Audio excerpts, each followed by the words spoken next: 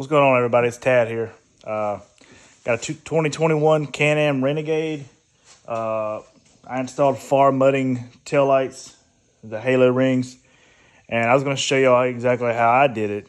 I actually turned them into taillights. Looks pretty cool. So let me show you what they look like, and I'll show you how I did to install them.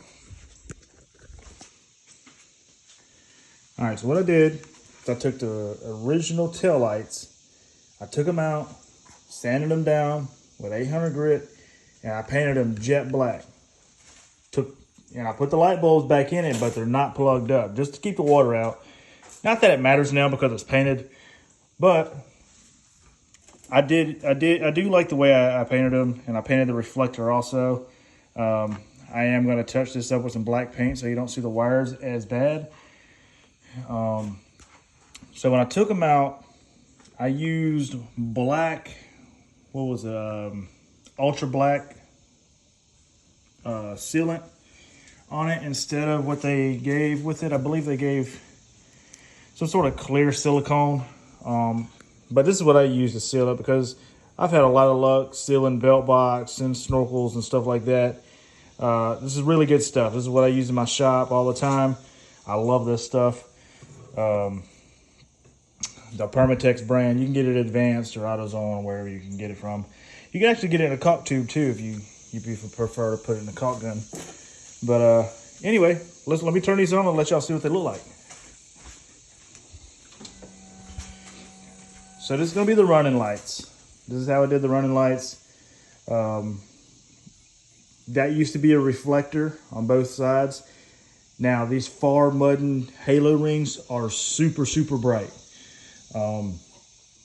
But the reason I didn't want them both shining because I still wanted my brake lights. But I did the smaller ones, like I said, because they're super bright and I don't want to blind anybody at nighttime.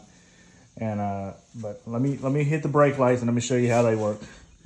I'm gonna lock the brakes so the brake lights will stay on. But this is it with the brake lights on. Really cool. I like it way better than the factory halogen bulbs. But let me show you what I did to install it.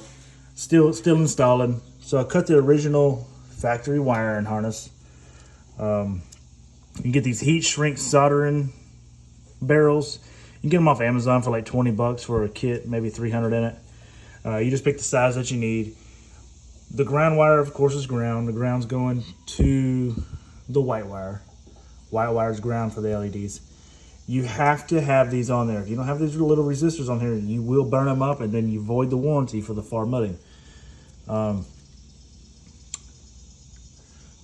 don't know if it was the brown or the yellow wire that was the running lights and which one was the brake lights, but you can diagnose that yourself and try to figure that out. But that's how I did it, guys. And I still gotta put the light bulb in there.